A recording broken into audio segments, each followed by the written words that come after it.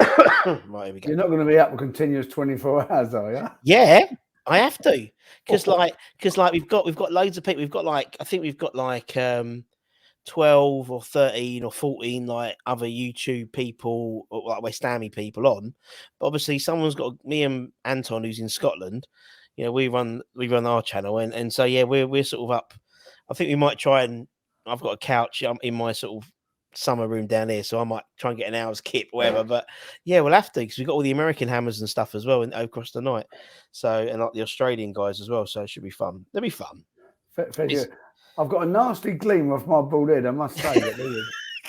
My heart bleeds. My same thing. I know. That's why I wear these, so I don't feel it.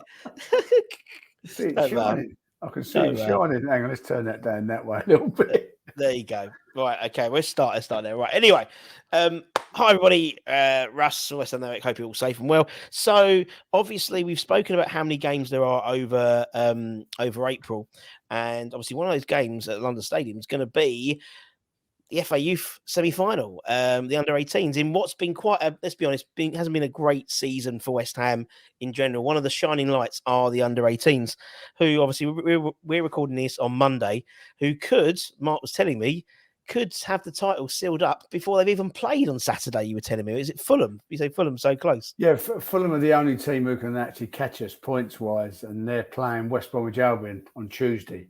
If Fulham drop any points at all, we've already won the league by Saturday. But we'd rather win it on the pitch Saturday with our home game against Brighton. Exactly. As I said, sorry, I haven't even introduced you, Mark. So we've got Mark Phillips, who's under-18 coach. How are we, Mark? You must be loving your season so far with the boys. Yeah, it's been a really fruitful season, shall we say. Not only results-wise, which is great, with winning the league and winning the Youth Cup semi-final. It's also, I work in the development side of football. So developing our players, and a number of our players have gone on and played for the 21s, and a few of them have actually played for the first team, which is what our job's all about.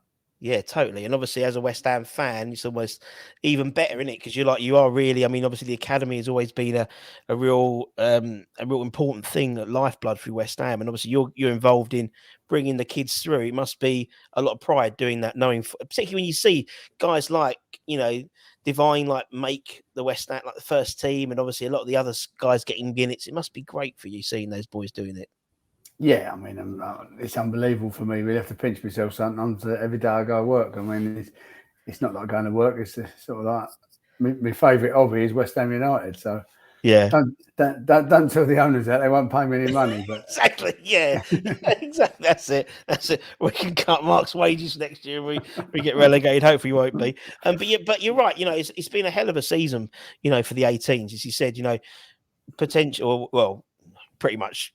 I'll say guarantee because it's West Ham, but you're pretty much, the Premier League South with 4 games left potentially of the season. I think it's 4 games. We've played 18, so it's 4. There's 4 games left to play. Yeah, no, it's been. We started off in the great vein, just carried on from there. Really, we just been churning out victories, apart from a couple of hiccups along the way. It's been excellent. I mean, there's a table as it stands on Monday. Obviously, that could change, but he's at 18 games played, 16 wins. Fucking hell, mate! I tell you what, that is impressive, isn't it? That is impressive. It's a bit weird because we haven't had a draw, have we? I mean, no. You've either been brilliant or you've been shit and lost. Yeah, no, I like it. Yeah. That's great, man. 64 goals as well. 64 goals is incredible. And also, obviously, in the Youth Cup, we got ourselves to the semi-final. Every game we've played in the Youth Cup has been away. They've all been hard away games, mostly up north. So we've had to go, and that's not been easy, really. The victories in the Youth Cup have been hard fought, shall we say. Yeah, and obviously you played Ipswich in the quarterfinals. That was a good game. Well, I mean, it was an interesting game, that Ipswich game, weren't it? Because they went down, they came out of the blocks, and it was and then they had a player sent off, and it was really, you had to grind that one out, mate. If I'm honest, I think it was one of not our worst performances of the season, but it wasn't one of our better ones. But that's maybe doing a disservice, if you want, to Ipswich, because Ipswich played really well on the night. They got a player sent off and just wouldn't give up. They got some good players, Ipswich, and it was a tough game. And we just, we ground them down. As I say, it wasn't one of my. had better performances, Mm. slick passing performances. It was a hard fought, tough victory. It really was. They had that lad up front, and the number was it Valentine or something like that? He scored a good goal. Yeah, I remember that one. Yeah, it's a good goal. He scored a good goal, and Yeah. I'd like to say here and now, and it was a big help. I think West Ham had 760 fans there or something, and they made a big difference on the night. The boys are not used to playing in front of fans, and to hear bubbles ringing around Portman Road, and they really got behind us, really did when we needed it. So. Thank you from me to the fans who made the trip to it. Well, you're going to have hopefully have more than 700 on hopefully have more than 700 on Thursday, next Thursday, the 6th. Day after the Newcastle game. I mean, it's the first time we've been there since 1999 in terms of when the likes of Joe Cole and Michael Carrick were playing in that side. It's going to be great. It's going to be a great night. I'll be there. Bubbles will be played. Be banging the tunes, be banging out, mate. It's going to be a cracking night, that is, I think. On a serious note, on that night, I don't think, because lots of people have said it to me, that people are aware you can't actually buy a ticket on the night. There you go. Have to get your ticket. You can get your ticket on the Wednesday, but not on the Thursday. There's no provision for any tickets being on sale that night. So if you are coming to see us, and I'll be glad if you are coming to see us, I'll be delighted to see anyone. Obviously, you have to get your tickets in advance. Yeah, well, there we go. So we know that. So there we go. You see, make sure you get your tickets in advance. As you pick them up from the box office from the ticket office on Wednesdays. I think season ticket holders are £5, and I think kids is £1. Absolute bargain to see some of West Ham's future stars. We know Mark's got his pathway for some of these kids, and you're going to see the stars of West Ham. The future of West Ham is though, isn't it? I mean, it's a bloody inside. I honestly, without getting carried away, I do believe, and I won't name them on here to put any pressure on them. I do believe there's 2 or 3, maybe a couple more that who will find their way into our first team and be playing for us in years to come. As you said, some already are in the first team. Some have been scoring for the first team as well. I mean, Divine. I mean, I put an E by mistake in there, but I mean, what a player he is. What a player he's going to be, mate. I'd say 18. He's fearless. The other day when he came on, and he came on to make an impact. That last game, he's got a lot of belief in his own ability, which is fantastic. Yes, and he does put the yards in. I mean. I start work at Chabberleaf at 9 o'clock. Quite regularly, I pull into the car park, and he's out there training on his own. Started at sort of 8:15, 8:20, banging balls into empty nets, and that's what sometimes it needs. He really is dedicated. Really is. And it's things like that where you see there's certain players who, particularly obviously when I've been interviewing players, and you hear stories about first teamers and stuff like that, and the particularly the kids that make it. I'm thinking about people like Frank. Frank would be out there training all like after football, after keep training. He said for someone like Divine to be doing that, he's a young lad as well. Yeah, and off Divine, then you'll get other players. You'll get Gideon, you'll get George Urphy. They started. And that is the key. Everyone talks about hard work and how you get there with hard work. And that is the key. It's all about hard work and learning as you go. Yeah. And there's a real, and it seems like a real nice bunch of kids as well. When you see them, you see them being interviewed, or even like when you're watching the live streams of the away games, there seems to be a real togetherness amongst the under 18s. And as you said, because some have had to move up and down up to the 21s and even to the first team, they still have a really nice group of lads. Without a doubt. Quite often, if the 21s are playing on a Friday night, which they do from time to time, and our games kick off 11 o'clock, if they've even been away and they're travelling back, sort of getting back 2 or 3 in the morning on Saturday morning, we kick off at 11 o'clock at Little Heath. They're always there coming to cheer the lads on. They're all a part of it, sort of thing. Yeah. And they've really gone across and helped. And the 21s are now in a quite a respectable position in the league. They've sort of pushed themselves up. Yeah. That's not just the 18s, because it's obviously 21s players as well, but I think they've helped along the way. And I think the academy at the moment is in good fettle. It's in good stead. Yeah, really I think it is. I think particularly, from a fan perspective, we do this YouTube stuff, and we get a lot of people talking about the academy and stuff like that, and bringing, they see they see the likes of Ashby go, and they see Elise go, and they stuff. But I think when you look at what's coming up, and you hear what Mark's been saying, you know, in the press and on podcasts and whatnot in terms of the 18s, you know, you've got a real, it seems like there's a real groundswell of like momentum coming through the academy, because we haven't really had a, you know, a production line as such since probably that 1999 side, really. Yeah, I mean, if you think of Joe Cole, Michael Carrick, you know, Glenn Johnson, Main Defoe, that group, you know, we haven't had not many other teams have, by the way, as well. No, true. I mean, yeah, very true. Apart from Man United in '92, so you know, it is rare that all players come through together like that. And I'm not saying we're going to produce that amount of players, but we've definitely got a few in there, who, you know. And you say about, you know, Alison Ashby, Adji, and those players. They didn't quite make it in our first team, but it's, you know, it's really nice to go and keep an eye on them, how they're doing. We've got lots of players playing in different leagues. I mean, Josh Cullen's doing fantastic at Burnley, and he'll probably be back in the Premiership next year. Yeah, he probably will. We won't. Who knows? Anyway, but it's true. I remember listening to, I think it was Potsy and Robbo and Kevin and Kenny. They did a thing over Christmas, and they were saying, Potsy was saying something like he got just as much satisfaction seeing someone like Josh make it. Then, you know, because obviously you keep an eye on these players who go, you know, because you've been training them for such a young age. Yeah, I mean, more than keep an eye, I actually keep in touch with them. And I went to we had a youth cup game. It was, we had a youth cup game scheduled on a Saturday in Burnley, and Burnley was at home on the Friday night. So I went up there a day early to see. And our game actually got called off on the Saturday. I still went up there to see Josh and see Burnley, and Burnley won well in the second half. So, you know, it's good. I keep in touch with a lot of our ex-players, if I'm honest. And that's what it is. I mean, I think from that, again, I hark back to that 99 squad, but I think everyone ended up in that 99 squad ended up having a professional career, and some not at West Ham, obviously, but some did. Joe, Michael, Richie Garcia, I think. We had Stephen Bywell, I think Sean Byrne as well. But as you said, like the likes of Izzy Ickpen went to play for Swansea, I think, made 300 appearances. Adam Newton, I think he went to Peterborough first, but Adam Newton's played a lot of games, and they all have. They did. Yeah. And it's still, although it's not in a West Ham shirt, is what we all want to see. It's still good that, you know, to think that, you know, they learnt their trade on the pitches of Chad Belief, and now they're spreading. Not spreading the West Ham word, but they're getting a good profession. No, you're totally right. You're totally right. And I think it was we had Tony Carr on like a few weeks ago talking about the academy, because it was, you know, everyone was talking about it, and he said that is that thing. He's like, you know, the academy's job is to bring players through to the West Ham first team, and then the second job is if they're not can't make the first team, then to have a professional career and develop them that way. And that's what it's all about, really, isn't it?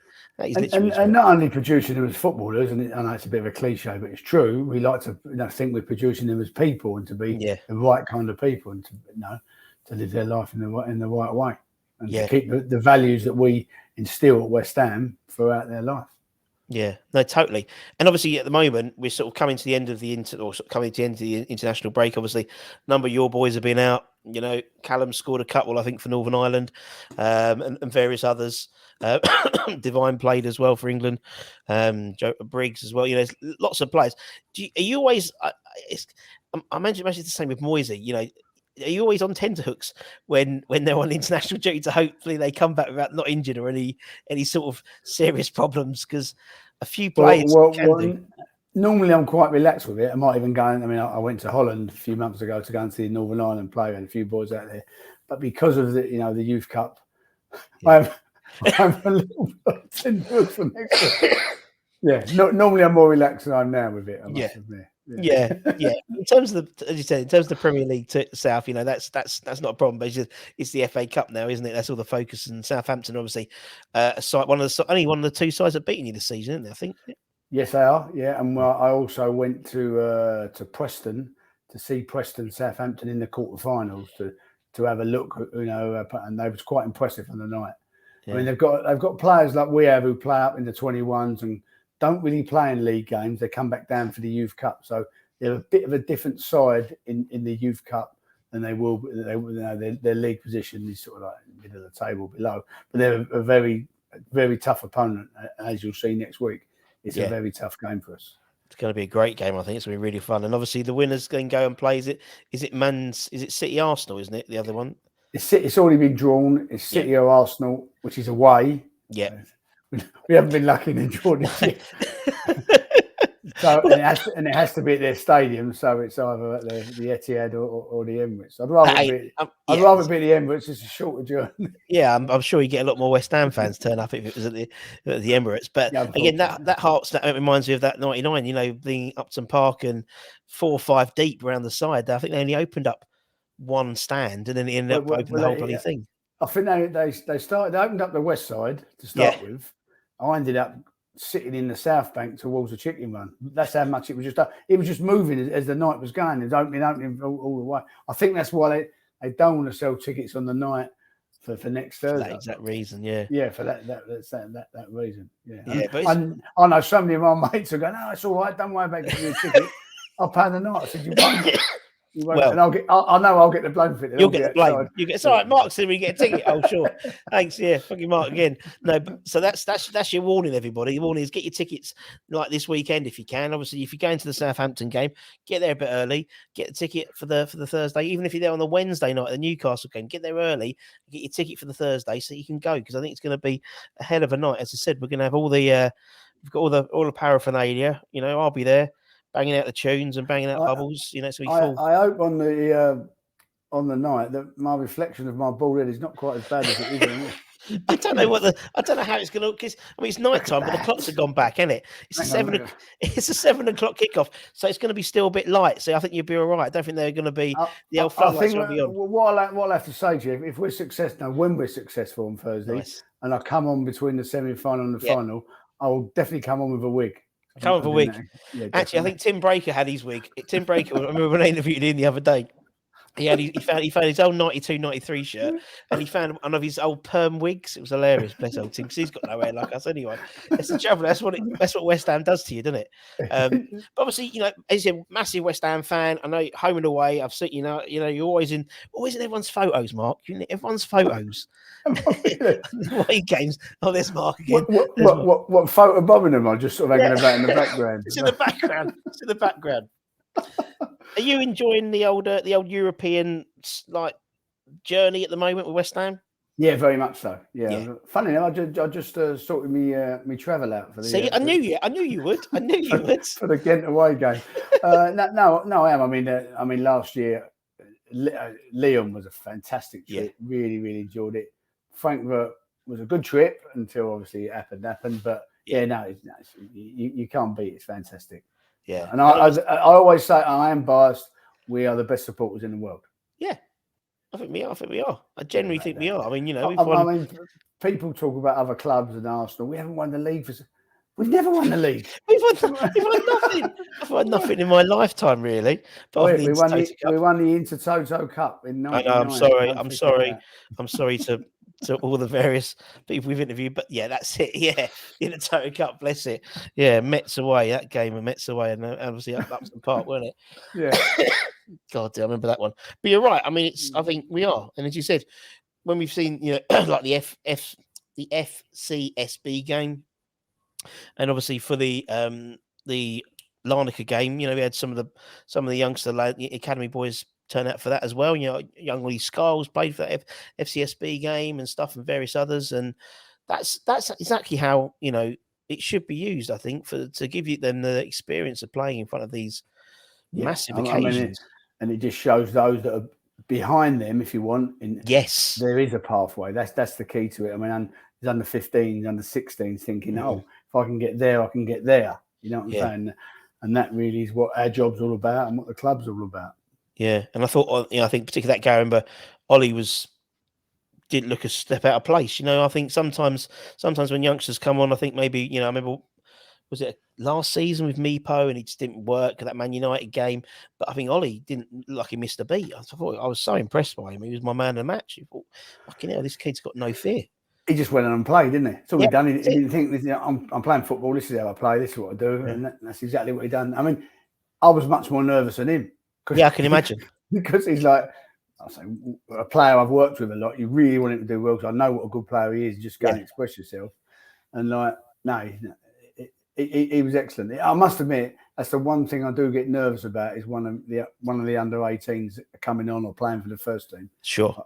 I do get personally nervous. Yeah, because it's almost like it's your it's not your reputation, but it's you, and it's like and obviously as you said, you know the effect it could have on that player's development. Yeah, I mean, obviously, when I'm out with my mates and then who's coming through, who's doing what, and you're doing well, blah blah blah. I say he's good. It's sort of like it vindicates you that they are good. You know what I'm saying? I know it anyway. If Ollie would have went on and had a stinker, I still know he's a good player. Yeah. But you still want him to show people, what he can do. And there's a lot more than Ollie. We've got a great.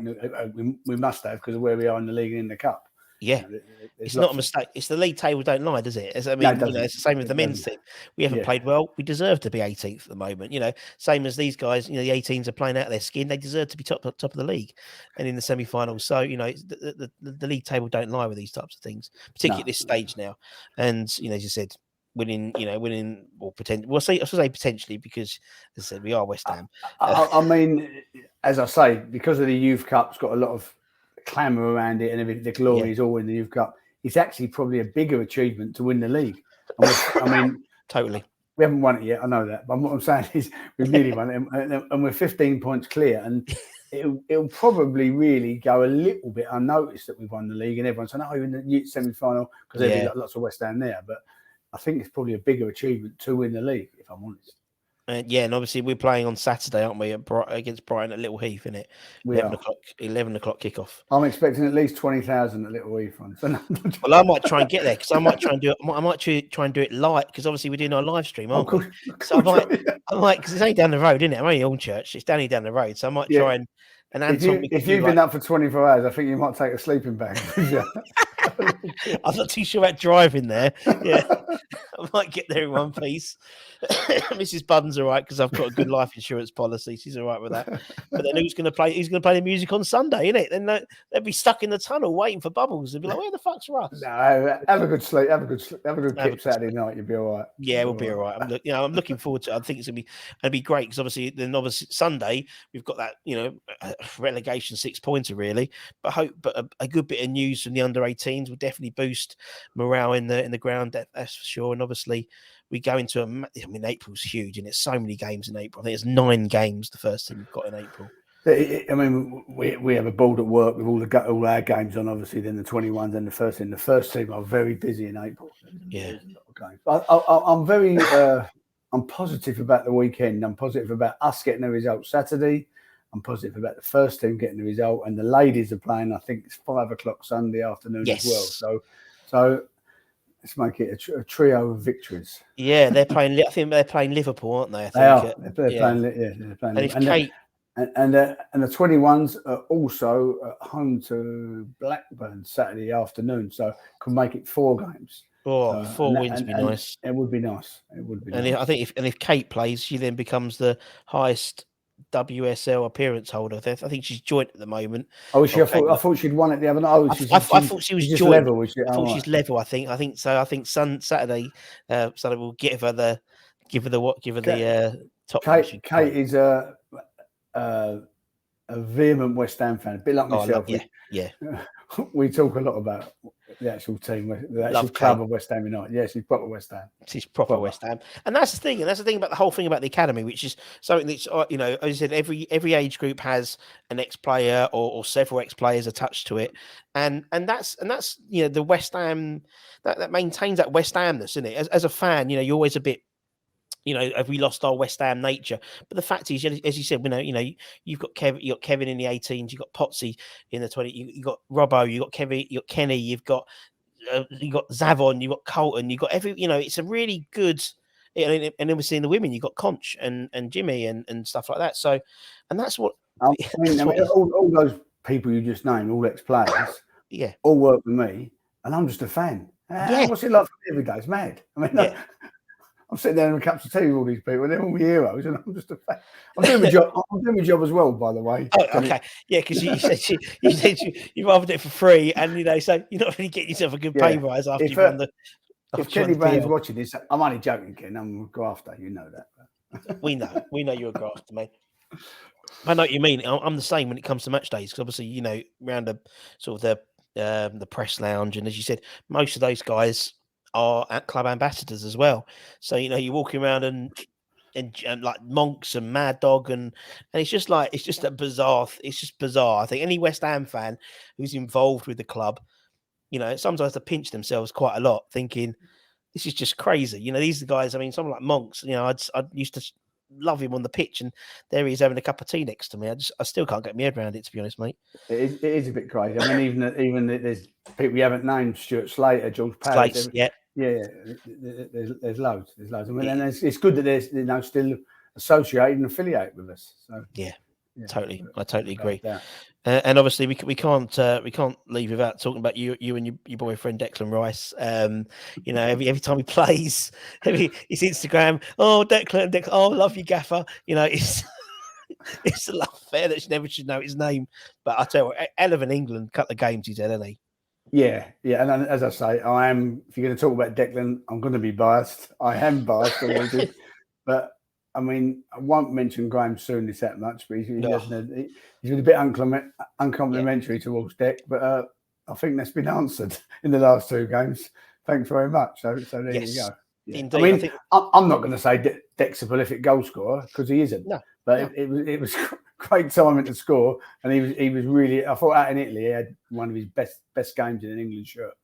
I think the best. I mean, I think the Ukraine game. I think he had a 93% pass completion rate. I think it was only Harry Kane got 100%, but he just passes sideways and back to go anyway. I think we'll have a go at Deck for that missing 7%. I think that's quite bad. I think that's very poor. It's very poor. We'll have him on bread and water next week. Exactly. Room for improvement. But obviously, seeing someone like Deck now, obviously, you've seen him through the academy, and now obviously being club captain now. Again, must fill with a lot of pride as well. Yeah, without a doubt. Without a doubt. I'm not going to be, not going to lie to you and say, "Oh, I always saw him as a West Ham captain." I didn't. Yeah. No one did. I thought we could go on and be a West Ham player, but he's obviously become the player and the leader he is. And it's I think people tend to forget what a tough job it is taking over from Nose. Totes. Nose is a fantastic fellow. Off the pitch, really is a top bloke. Probably one of us. Proper West Ham, proper East London geezer, I'm telling you. And Dex had to take over from Mark, which ain't an easy job. It really ain't an easy job. And I think some of the pressures of that at times, he's come through, but he's still learning. He's still, how old's Dex? 23. He's still 23, and he's got a lot of his career, ahead of him with all the. He's played a ridiculous number of games for a 23-year-old. I think he's played over 230, 250 maybe at least, and I mean that's a lot of games of football for a 23-year-old, and I hope he stays injury free throughout his career and really adds to that total of games. Yeah, I hope so. Hopefully in a West Ham shirt. Hopefully West Ham shirt. Yeah, hopefully. We'll see about that. But it's true, and as you said, I think and also I think it's if the first team were playing, we were doing more successfully, then it'd probably be an easier transition for him. But obviously the team haven't done well, and it's a different type of captaincy, really, isn't it? It's like, and so I think it's great that Mark's back in the fold, or sporting director, to be around day to day for him. I mean, Mark is especially with the academy. Mark is literally around day to day. He is. He's always comes in the office, often sitting next to me. He often gets his kit on and comes and trains with us. He often trains with the 18s, and he's very complimentary about the tempo. He's still a decent player, by the way. I've got to tell you. But he's very complimentary about the tempo. How we train at, and he knows all our players personally. Chats to them 1-to-1, gives them little bits of advice. Mark's not just doing the job, as just put him up there. He's the next captain. He's the next player. Mark's doing it properly. He really is. And he wants the best for West Ham United. Let me assure you of that. Yeah, and I think that's always been the way what he's wanted when he retired. It was always like he never really wanted to do, no disrespect to the ambassadors, but he never really wanted to do that role. He wanted to do a role which he said going to be sort of integral, and as you said, very similar to yourself. You're bringing through the future West Ham players, and he wants to be making he wants to be involved in that process. He is really on it. I mean, he comes in, he asks about players, how was training, how was he. He's not just playing at lip service. He really, I don't know how long to impart what he's trying to do will take, but he's going to be a massive plus for us. He really is, Nobes, really is. Yeah. And I think the effects of him is going to be in terms of he's, in particularly he's sort of, as you said, he's centralizing of the, in terms of the academy, the importance of the academy. I think that's going to be, you're going to see the effects of that. Maybe not next year, but probably in 3 or 4 years' time, you're going to see the effects of that. And I think that's, and when he talks about the pathway and things like that, that will be 3 or 4 years' time. The likes of, I look at the likes of like Ben Johnson now. He's got 50 odd appearances under his belt now, probably for West Ham. Probably, I think it's about 80 actually. I think Deck's got about 240 odd. So that's what you want, isn't it? You don't want to see players, in terms of you want the academy players moving in to be really integral first team players, and then that obviously is West Ham a lot of money as well, going out and buying these guys in, but also it shows what it is to be a West Ham player. Without a doubt. I mean, I know the game's changed, a lot in the last 20 years, and as I say, we went through the Lampard, Defoe, Carrick, Joe Cole era, and obviously before that, Bobby Moore, Jeff Hurst, Martin Peters, those sort of, and I, in a lovely rose tinted up thing, I wish everyone come from East London and Essex who played for West Ham. Yeah. It's impossible. It's not going to happen. But the more you can have that, and the more the fans relate to someone who's come through the academy, sprinkled with some, the cameos and that here and there, I think that's us in an ideal world. That's exactly it. I think that's exactly it. It's having that relatable, I think it's one of those things where I think we've always had, as you said, every West Ham era, well, definitely over the last 18 seasons, because Mark's been involved, but there's at least one player in there who's a West Ham fan or has come through the ranks. And I mean, even now, Flynn's a West Ham fan, but you still got Deck and you still got Ben. And I think, as you said, going through, I think Divine will probably get a few more games next season and that type of thing. And that's all we want. I think that's all West Ham fans want. And as a West Ham fan yourself, what they want, to be fair. Yeah. I mean, I haven't mentioned Flynn because he didn't actually come through our academy, but he does live in my street, actually. He does. Yeah. I've known his dad for years, but anyway. That must be nice as well, things like that. Because again, that sort of come back to home type thing. And someone like Flynn, who's like a West Ham fan, as you said, his dad. It helps. It helps, doesn't it? It just helps. Yeah. I mean, they're West Ham people, so yeah, without a doubt. No, it's good fun. And as you said, it's I mean, we're interviewing some of the guys from the 99 side, and they're all still really good friends and stuff like that. And it's nice to see, these, and I think you'll say the same thing with this 18 group, going through. I mean, Len did his Academy 74 video the other day, and released that. And again, the guys from that still knock about together and stuff. It's amazing. It's funny you say that, because I went to that youth team's reunion. E13 Len had a night in Romford. Good old Ian, yeah. And I went to it. It was a funny night, actually. Curbs was there, Brushy was there, and there's a couple of fellas there, never heard of them, but absolute characters. But they've gone off and done other things in their lives. But the most important thing they remember is those 2 years they was in the youth team at West Ham. That's exactly the main thing. And hopefully it'll be the same for this group. But hopefully they've all gone on and had professional careers and played and scored lots of goals for West Ham. But, Sounds they have got that sort of fantastic bonding.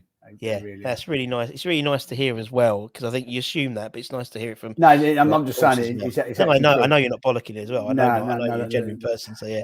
And I have to say, and I think the same is for the staff. I mean, we've got 3 coaches in the 18s. There's Kev, who's the lead coach. There's myself. There's Gerard Prenderfield. There's the analyst. There's a physio, and we are good pals. And we're in it. We feel like we're all in this together. Really, we really do. And that's what you want, and that's what you want to hear as well. I think from fans is the academy's in safe hands, and as you said, the likes of Kenny, taking on the mantle now full time. As you said, we spoke about Robbo and Potsy, and these guys are, and so you said Kevin. I mean, these guys have got hundreds and hundreds of West Ham appearances between most of them Potsy and Kev, to be honest. But still, so much experience about what it is to be a West Ham fan. I do find it strange sometimes, because Kev comes from Buckinghamshire. Yeah. Zav comes from Brixton. We've got Martin Allen comes from West London. But they're all West Ham people. Wherever they come from, they're West Ham. I'm telling you, they are West Ham. That was the strangest thing I think I ever found out was then Kevin and Mad Dog were carpool buddies. They're really close friends. I mean, so they, absolute. It's like an odd couple, isn't it? Yeah, chalk and cheese. But they really are. They're pals. They've travelled in from West London for a number of years. And then they really are good mates, actually. Yeah, it's bizarre, it? Different characters, but there you go. Yeah, it's like but in the middle of it all is West Ham United, and that's what they're about. Definitely. You're totally right. You're totally right, friend. And I think that's the same with everyone. I think it's the same with the West Ham community as well. You know, you could be halfway around the world and you bump into somebody who's a West Ham fan, always, or you'll start a conversation and there'll be a West Ham fan. And I mean, my wife loves it. She doesn't love it. She loves it because I'll be like occupied for like half an hour talking to someone, but you'll see her eyes roll when she sees a Cockney accent or something like that. I was telling someone this story yesterday. I went to Australia with the wife and my daughter, and we're coming back. You have to have a stopover. We stopped at Singapore. I was in a back street in Singapore going up an escalator, and the fella at the account, he's just gone, Mark, how you doing? I went, all right. Give it all that, like. My wife's going, who's that? I said, I don't know, but he's West Ham. I don't know. Well, that happened at Christmas with me. So obviously we were in Florida over Christmas, and we was in Disney, and I was walking with my wife and our friends who'd come over as well. So we're walking sort of through the hotel pool area, and there's a guy playing table tennis, and he literally stopped. Russ, how you doing, mate? How you doing? You made my holiday. You must be having a fucking shit holiday. You're in Disney, mate, at Christmas. He's like, I have a picture, you know. And Joe was like, who the fuck's that? I have no fucking clue. Lovely guy though. I mean, this fella, I didn't know his face. I don't know the geezer's name. But he put up on Twitter, and I thought it was hilarious. Christian, his name, he's top man. Well, you're a bit more famous than me, so that's probably that's why you made it. If you'd have seen me in holiday, you'd probably dive straight in the pool. Oh, no, yeah, exactly. What's that cannonball over there? No idea. Just like this pool of West Ham trunks everywhere. But no, I just find it hilarious everywhere. I love it. I do love the fact that West Ham we are everywhere we go. We just are, and it's as you said. And again, I implore everyone, make sure you get your tickets before, because obviously there's no tickets on the door on the Thursday. As I'll bring up, where's my thing on there is. I'll bring that up, and again, make sure you get your tickets. As I said, you can get them on Sunday for the Southampton game, get them on the Wednesday for the Newcastle game. And make sure you go and support the boys, as I said, the future West Ham, and it's an accolade, as it's the first time we've done that since 1999. So it's a huge thing to do, and as I said, just to come and laugh at Mark's head on the floodlights this morning. There it is. You won't be able to see the pitch because it'll be blinded. I think their goal critter might complain if we score. Put a cap on. You usually put a cap on the goalie. No, I do. I know you do. I'm sitting indoors, minding my own business. Sitting in a cap would be a bit weird. Like. And what's going to happen? I'd like to think. I think on the night at Ipswich, they got 4,200 or something. We got smashed. I'd like to think we can beat that. We got to beat Ipswich. I know they're in Division League One or whatever, but we got to beat that. And and as I said, it's only a 5. I don't want to be too optimistic and go, it'd be 6,000 or 7,000 there. I just want to keep it cool, but I'd like to see a few of us over there. There'll be a few there, Mark. That's for sure. And then what's going to happen is when we get through to the final, we'll get you back on and talk about the final. I'll wear a hat. And I've got the wig, I'm wearing the wig. You're going to wear the wig. Mark's going to wear the wig. Mark, it's been an absolute pleasure. Thank you, my friend. I said it'll be about 40 minutes, and it's bang on. And obviously, make sure you check out the ticket office and get your tickets, because we don't get your tickets on the door. Don't blame Mark. Turn up. See you all Thursday. See you all Thursday. And club needs you.